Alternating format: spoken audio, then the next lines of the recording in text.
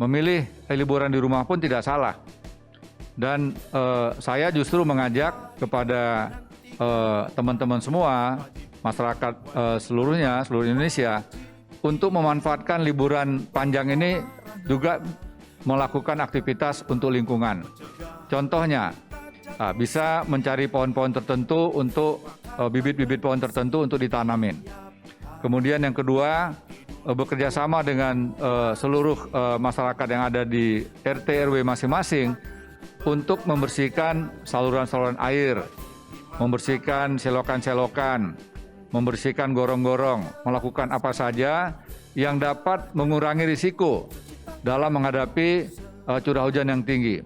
Nah, aktivitas seperti ini akan membuat kita merasa puas kepada diri kita karena kita telah membantu alam, membantu lingkungan. Termasuk juga ketika terjadi sesuatu tidak menimbulkan kerugian harta benda dan juga korban jiwa. Nah, kalau ini sudah dilakukan, maka yang pertama aman dulu. Yang kedua harus nyaman. Nyaman bagaimana? Supaya tidak tertular.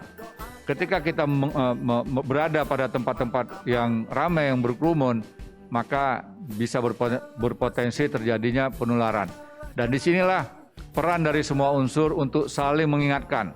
Ketika kita berada di keramaian, kita mengingatkan supaya mengurangi jarak, menghindari orang-orang lain.